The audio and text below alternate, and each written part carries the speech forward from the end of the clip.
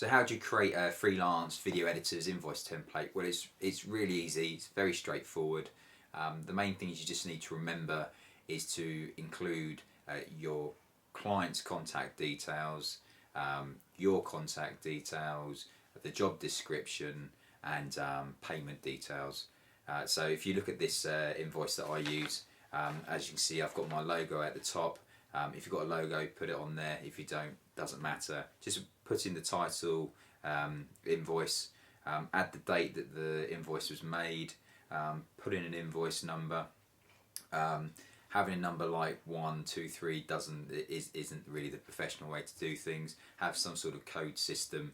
For instance, like I will use the year, so 2012 /1001 1002, etc.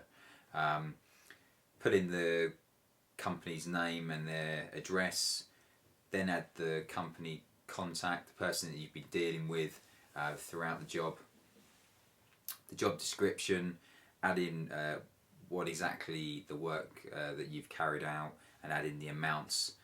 So for instance here we've got 2 days editing, 4 hours filming. If you've got equipment costs or material costs, put them in. If you add in a subtotal, you total up all those costs and add that total there. If you're starting out, you're probably not going to need the tax section, but in England, if you're earning over a turnover over 70,000, you start charging your clients VAT. So that's why that would be in there. You can then put the full total so the client knows exactly how much that they have to pay. The client needs to know how to pay you, so put in your bank details. Also, some clients will want to pay you via cheque, so put in the name that you want checks made payable to, either your company name or your personal name. Also, add in all your contact details, telephone number, email address, website address, so that if there's any correspondence the client needs to send to you or needs to get in contact with you, they can.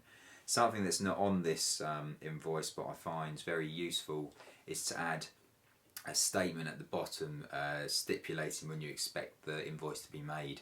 I've had clients that haven't paid me for months on end, and I've found by adding in a statement at the bottom that just says payments be made within 30 days of receipt of invoice, it helps to get the client to move along and make sure the payment takes place.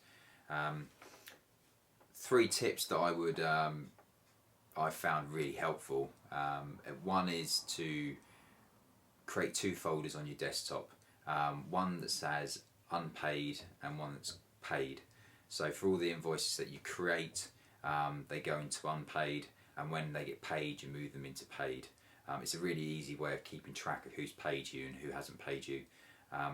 Also, create a generic template, save it on your computer, so that every time you need to write an invoice you can just go back to it and fill in the certain sections without having to write out the whole invoice.